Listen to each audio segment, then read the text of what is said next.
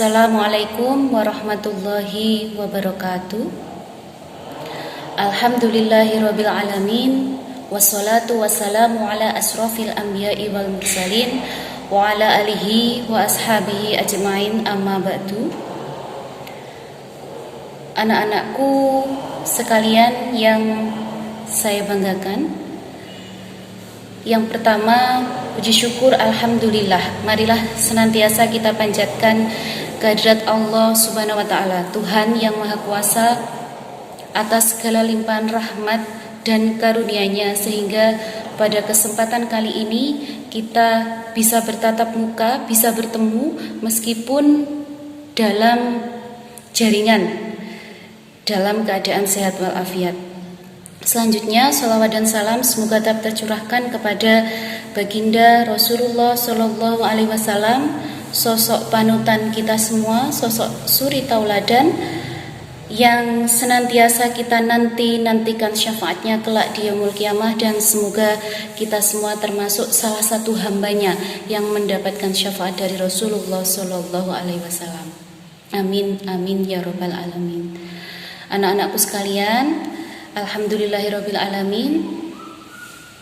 Hari ini mulai tanggal 6 sampai tanggal 8 April nanti kita akan melaksanakan salah satu rangkaian kegiatan wajib yang biasa kita lakukan di bulan Ramadan, yang kita kenal dengan istilah Pondok Ramadan atau pesantren Ramadan.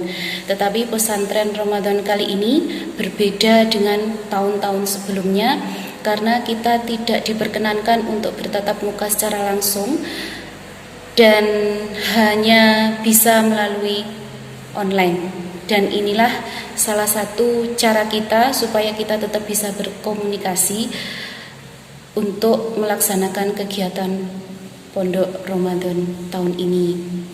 Semoga hal ini tidak menjadi halangan bagi kita untuk bersilaturahmi dan untuk belajar bersama, dan kami harapkan kalian di rumah mengikuti kegiatan ini dengan seksama. Saya di sini akan menyampaikan materi tentang menggapai keutamaan di bulan Ramadan. Saya akan menyampaikan, tetapi nanti jika ada di antara kalian yang tidak bisa mengakses video ini, mungkin keterbatasan sinyal atau kuota, kami akan share materi nanti melalui Google Drive dan kalian bisa membacanya dari rumah. Baiklah anak-anakku, marilah kita mulai pembahasan materi bagaimana cara kita menggapai keutamaan Ramadan. Kita ketahui bersama bahwa bulan Ramadan itu adalah satu bulan yang berbeda dengan ke-11 bulan yang lainnya, di mana di bulan ini kita diberi kesempatan yang seluas-luasnya oleh Allah untuk melipat gandakan pahala kita. Dengan cara apa? Dengan cara menjalankan seluruh ibadah, baik itu wajib ataupun sunnah, semuanya diberi kesempatan oleh Allah dilipat gandakan pahalanya, dengan syarat asalkan kita melaksanakannya dengan ikhlas. Bulan Ramadan juga bulan yang spesial karena di dalamnya ada 3 ibadah yang agung. Yang pertama adalah puasa, yang kedua adalah zakat, yang ketiga adalah qiyam Ramadan, atau kalau di bulan lain disebut dengan qiyamul lail. Anak-anakku sekalian yang saya banggakan, kita bahas dari yang pertama. Sudah kita ketahui bersama bahwa bulan Ramadan itu adalah bulan puasa. Kita diwajibkan oleh Allah untuk melaksanakan satu ibadah wajib, yaitu yang namanya puasa. Puasa merupakan salah satu rukun Islam, seperti yang disebutkan di dalam hadis Rasulullah Shallallahu Alaihi Wasallam, Bunyal Islamu ala khamsin, syahadati la ilaha illallah wa anna Muhammadar Rasulullah, aqimus shalah wa atuz zakah wa hajjil baiti wa shaumu Ramadan, yang artinya adalah Pondasi Islam terdiri dari 5 hal. Yang pertama adalah syahadat, kesaksian kepada Allah dan kesaksian kepada Rasulullah. Yang kedua, melaksanakan sholat. Yang ketiga, membayar zakat. Yang keempat, melaksanakan puasa. Dan yang terakhir adalah pergi haji ke Baitullah bagi yang mampu. Sudah disebutkan dalam hadis bahwa puasa merupakan salah satu rukun Islam yang wajib kita laksanakan. Selain itu juga puasa diwajibkan kepada kita semua, kepada kaum muslimin wal muslimat, sesuai dengan perintah Allah di dalam Quran surat Al-Baqarah ayat 183. A'udzu billahi minasyaitonir rajim. Bismillahirrahmanirrahim. Ya ayyuhalladzina amanu kutiba alaikumusyamu kama kutiba alal ladzina min qablikum la'allakum tattaqun. Shadaqallahul adzim. Yang artinya, wahai orang-orang yang beriman, diwajibkan atas kamu untuk berpuasa sebagaimana diwajibkan atas orang sebelum kamu. Supaya apa? Supaya kamu menjadi orang yang bertakwa. Puasa secara syariat artinya adalah menahan diri dari hal-hal yang membatalkan puasa, dimulai dari fajar sidik sampai dengan terbenamnya matahari saat waktu berbuka. Itu kalau secara syariat Islam. Nah, kemudian selanjutnya, siapa saja yang diwajibkan oleh Allah Subhanahu wa taala untuk melaksanakan puasa Ramadan tersebut? Yaitu muslimin wal muslimat, laki-laki Islam dan perempuan Islam atau yang beragama Islam, yang telah memenuhi syarat-syarat tertentu. Jadi ada beberapa syarat, diantaranya syarat wajib, kemudian syarat sah melaksanakan puasa, sekaligus juga ada rukun yang harus dipenuhi. Kita mulai dari yang pertama, syarat wajib puasa. Syarat wajib puasa maksudnya adalah seseorang itu wajib berpuasa jika memenuhi 3 hal berikut ini. Yang pertama, jika seseorang itu sudah baligh. Jadi anak-anak yang belum baligh itu sebenarnya tidak diwajibkan untuk berpuasa. Tapi jika mereka mau latihan untuk berpuasa, tetap diperbolehkan. Kemudian yang kedua adalah berakal sehat. Jadi orang yang hilang akal itu tidak diwajibkan untuk berpuasa. Dan yang terakhir, yang ketiga, syarat wajibnya adalah kuat melaksanakan puasa. Jadi sehat, dia dalam keadaan sehat dan kuat untuk melaksanakan puasa. Nah, jika seseorang muslim atau muslimah itu tidak kuat untuk melaksanakan berpuasa dan dia kemungkinan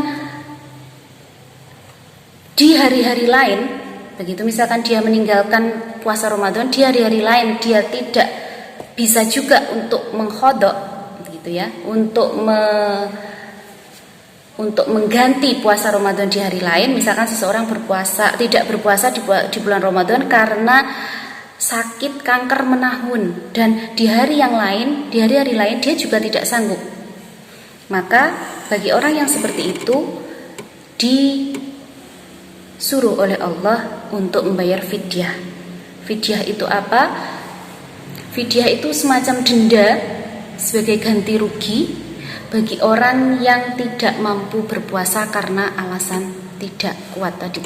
Tidak kuat di sini bukan karena tidak bisa, tetapi karena memang fisiknya tidak bisa digunakan untuk berpuasa. Misalkan kalau dia berpuasa sakitnya tambah parah, ataupun di hari lain dia tidak akan sembuh atau kemungkinan menaun begitu, jadi dia diwajibkan untuk membayar fidyah. Besarnya fidyah itu adalah 1 mud, di mana 1 mud itu setara dengan 626 gram. Fidyah bisa berupa beras ataupun makanan pokok yang mengenyangkan. Itu sesuai dengan saat seseorang tersebut tidak melaksanakan puasa di bulan Ramadan. Nah, itu syarat wajib. Jadi ada yang pertama, seseorang kalau sudah baligh kemudian berakal sehat dan kuat untuk berpuasa, maka dia wajib melaksanakan puasa Ramadan. Nah, selanjutnya adalah syarat sah puasa. Syarat sah puasa di sini ada 5. Yang pertama pasti Islam, Muslim. Jadi orang yang non-Islam tidak diwajibkan oleh Allah untuk berpuasa. Yang kedua berakal. Yang ketiga mumayyiz. Mumayyiz itu bisa membedakan mana yang benar dan mana yang salah. Yang keempat suci dari haid bagi wanita. Dan yang kelima, dia melaksanakan puasa dalam waktu yang diperbolehkan untuk berpuasa. Itu syarat sahnya. Tadi kalau yang pertama adalah syarat wajib. Nah, selain syarat sah puasa, juga ada rukun puasa. Rukun puasa hanya ada 2. Yang pertama berniat untuk berpuasa. Jadi sengaja dia untuk berpuasa Ramadan hanya karena Allah. Yang kedua, otomatis harus menahan diri dari segala hal-hal yang membatalkan ataupun yang merusak puasa tersebut. Nah, sekarang kira-kira hal-hal apa saja yang membatalkan puasa Ramadan? Di antaranya seperti kalian makan dan minum dengan sengaja, itu pasti. Jadi makan, minum dengan sengaja itu pasti membatalkan puasa. Yang kedua, muntah dengan sengaja. Kalau tidak sengaja bagaimana Bu? Selama tidak berlebihan, tidak apa-apa. Tetapi sebaiknya dijaga supaya hal tersebut tidak terjadi. Jadi muntah dengan sengaja tidak diperbolehkan, dalam arti membatalkan puasa.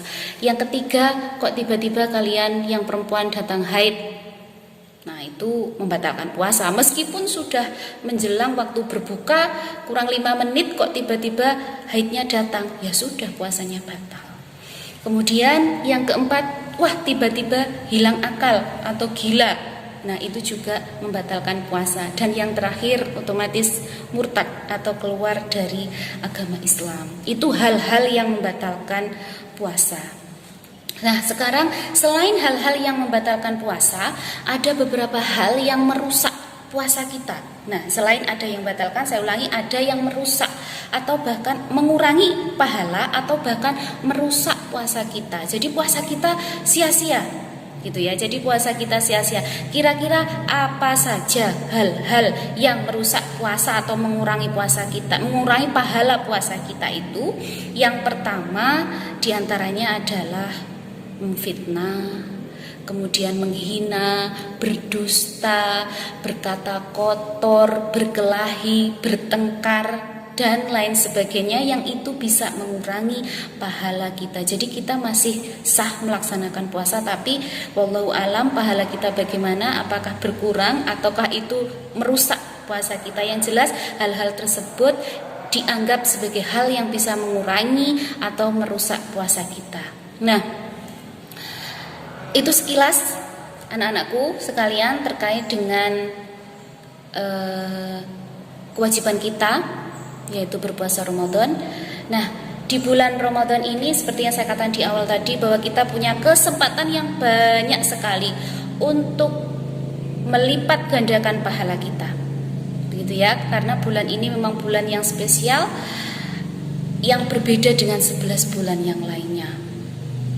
Kira-kira bagaimana seharusnya kita menyikapi hal tersebut, gitu ya, memperbanyak kebaikan di bulan Ramadan itu dengan cara bagaimana saja?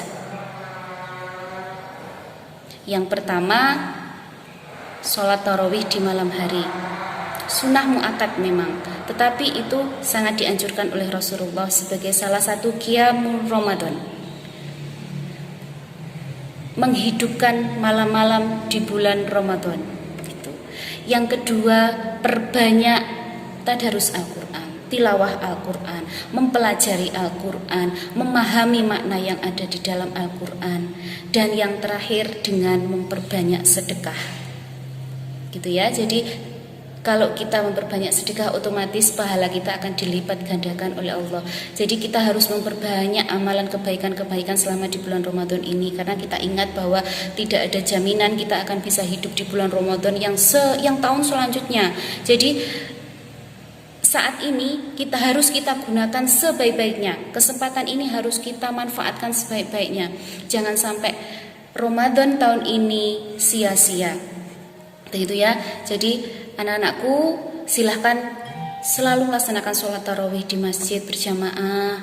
Kemudian perbanyak tadarus Al-Quran. Kalau kalian belum bisa membaca, kalian bisa belajar membaca Iqra, kemudian membaca juz amma. Minta tolong kepada siapa saja yang di sekitar rumahnya, mungkin di masjid itu yang bisa mengajari. Begitu. Kemudian yang terakhir, perbanyak sedekah.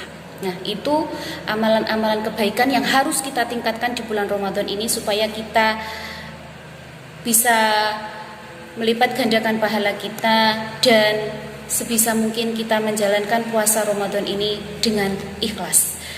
Kemudian yang terakhir kaitannya dengan puasa, pelaksanaan puasa adalah sebenarnya apa sih manfaat puasa Ramadan?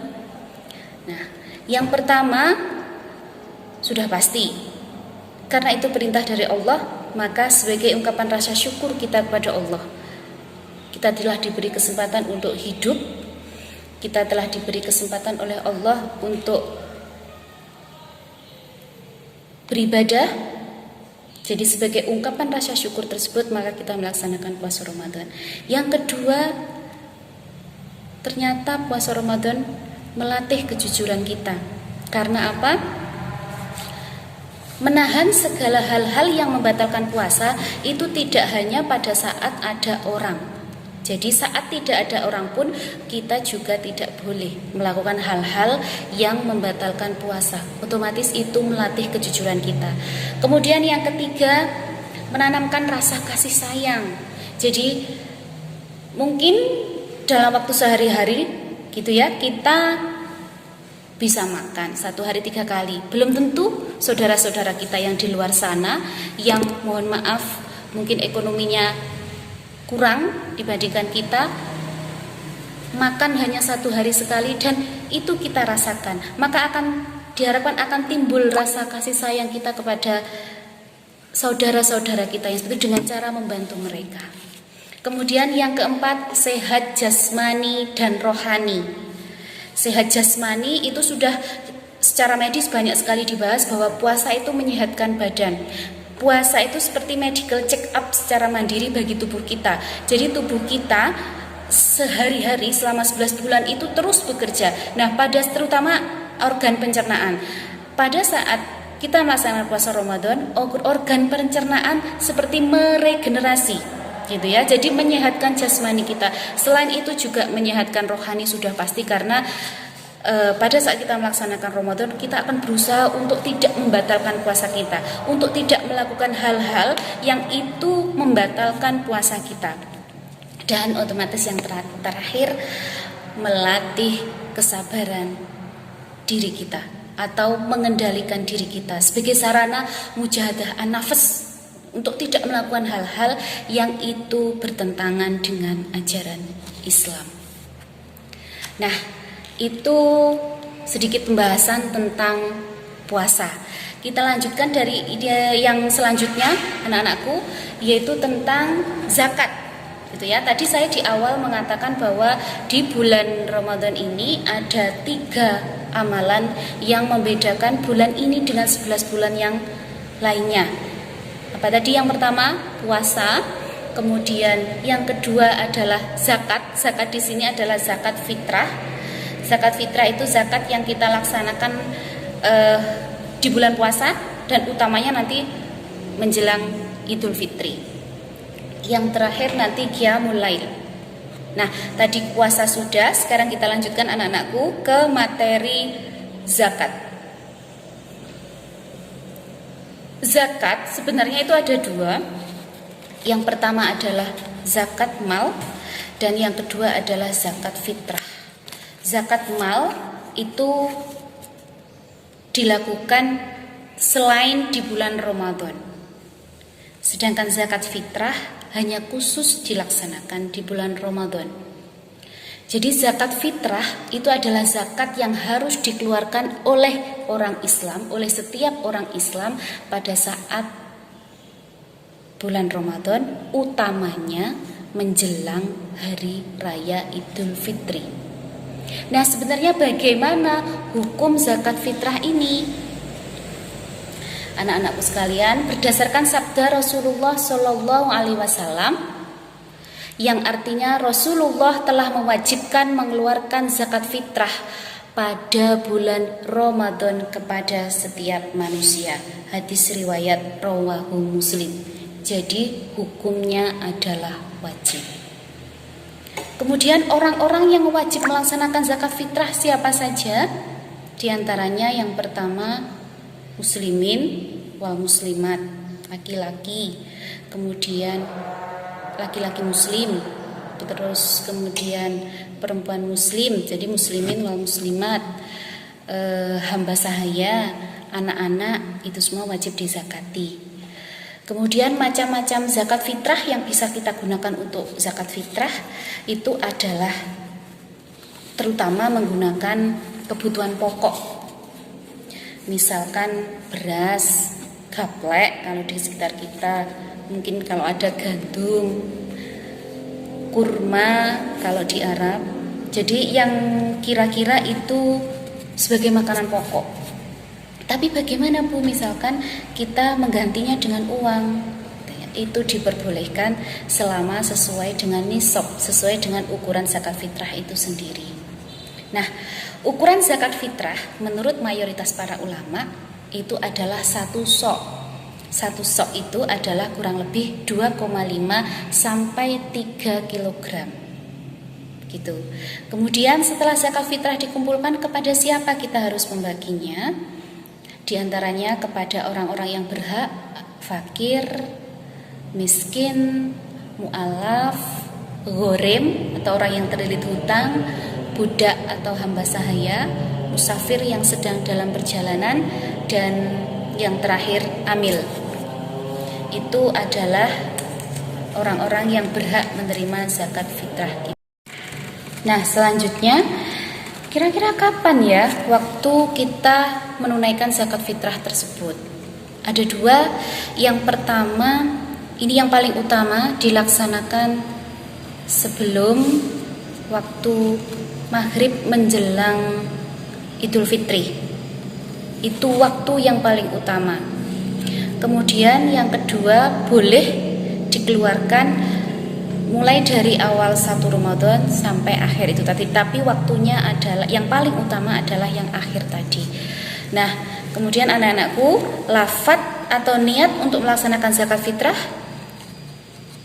saya hanya mengingatkan kalau untuk diri sendiri, nawaitu an ukhrija zakatal fitri an nafsi fardol lillahi ta'ala. Itu kalau untuk diri sendiri, artinya aku niat mengeluarkan zakat fitrah untuk diriku sendiri, fardu karena Allah ta'ala. Nah, kalau menzakatkan orang lain ya berarti tinggal diganti nawaitu an ukhrija zakatal fitri an siapa? Fardol lillahi ta'ala, disebutkan siapanya itu tadi. Nah, itu saya hanya mengingatkan lafadz niat zakat fitrah. Nah, pembahasan yang selanjutnya adalah tentang qiyamul lail. Itu kalau di bulan lain. Kalau di bulan Ramadan namanya qiyam Ramadan, atau menghidupkan malam-malam di bulan Ramadan dengan melaksanakan sholat tarawih misalkan, dengan melaksanakan amalan-amalan ibadah sunnah yang lainnya. Melaksanakan sholat tarawih memang bukan wajib, tetapi itu sunnah mu'akkad. Sunnah mu'akkad artinya adalah sunnah yang sangat dianjurkan oleh Kanjeng Nabi supaya kita sebagai umatnya itu melaksanakan hal tersebut. Jadi kalau memang tidak ada udzur, tidak ada halangan sama apapun, diusahakan ya untuk selalu melaksanakan sholat tarawih. Seperti hadis Nabi mengatakan bahwasanya wa man qoma ramadhana imanan wahtisaban ghufira lahu ma taqaddama min dzambi, yang artinya barang siapa yang menunaikan sholat di bulan Ramadan dengan iman dan keikhlasan, maka dosa-dosanya yang telah lalu itu akan diampuni oleh Allah. Kemudian selain itu, di bulan Ramadan itu ada 1 malam yang nilainya berbeda dengan malam-malam yang lainnya, bahwasanya jika kita melaksanakan satu ibadah di malam tersebut maka nilainya itu setara dengan 1000 bulan yang kita kenal dengan nama malam Lailatul Qadar. Nah, kira-kira kapan kita bisa menemui yang namanya malam Lailatul Qadar? Tapi tidak semua orang bisa menemui. Ada satu hadis yang memberikan clue, yang memberikan kunci gitu ya, bocoran kira-kira waktu Lailatul Qadar itu kapan. Yang artinya hadis tersebut, carilah malam Lailatul Qadar itu di malam ganjil dari 10 terakhir bulan Ramadan. Jadi ternyata waktunya itu diberi tahu oleh Kanjeng Nabi begitu ya, oleh Rasulullah, itu di 10 malam terakhir. Nah, kira-kira 10 malam terakhir ternyata masih ada lagi petunjuk begitu ya. Kira-kira 10 malam itu apakah semuanya? Apakah yang bagaimana? Ternyata di sebuah hadis disebutkan lagi oleh Rasulullah yang artinya bahwasanya Lailatul Qadar itu berada di bulan Ramadan pada 10 hari terakhir, yaitu malam ke-21, malam ke-23, malam ke-25, malam ke-27 dan malam ke-29. Berarti bisa kita simpulkan bahwa insya Allah kalau berdasarkan dari hadis tersebut, 2 hadis di atas, yang jelas Lailatul Qadar terletak di 10 malam terakhir di bulan Ramadan, tepatnya di malam-malam ganjil di 10 hari terakhir tersebut. Nah, kita sebagai kaum muslimin, kita sebagai kaum muslimat harus melaksanakan perintah-perintah yang bagaimana caranya supaya kita bisa melipat gandakan pahala kita. Kita harus sungguh-sungguh dalam melaksanakan puasa seperti sabdanya Kanjeng Nabi, sabdanya Rasul, man shoma ramadhana imanan wahtisaban ghufira lahu ma taqaddama min dambi. Barang siapa yang melaksanakan puasa Ramadan dengan sungguh-sungguh dan penuh dengan keimanan dan dengan keikhlasan, maka dosa-dosanya yang telah lalu itu akan dihapus oleh Allah. Untuk itu anak-anakku, yang terakhir, marilah kita gunakan kesempatan kita untuk melaksanakan puasa Ramadan, untuk melaksanakan amalan-amalan ibadah yang lainnya selama di bulan Ramadan ini. Dan semoga kita semua mendapatkan pahala dan puasa kita dicatat oleh Allah menjadi tambahan amalan pahala bagi kita semua. Saya kira itu materi yang saya sampaikan terkait dengan bagaimana cara kita menggapai keutamaan di bulan Ramadan. Saya akhiri. Nanti setelah ini mungkin kalian bisa membuat kesimpulan, ditulis di buku. Mungkin nanti akan dimintai laporan dari panitia pelaksanaan pesantren Ramadan secara online ini dari SMK di Ponorogo Tulangan. Jadi silahkan kalian buat kesimpulan dari apa yang saya sampaikan tadi. Semoga apa yang saya sampaikan bermanfaat untuk kalian semua, untuk kita semua. Dan misalkan ada hal-hal yang kurang pas, kita perbaiki di lain waktu. Saya kira itu. Terima kasih atas segala perhatian kalian. Wallahul muwaffiq ila aqwamit thoriq. Wassalamualaikum warahmatullahi wabarakatuh.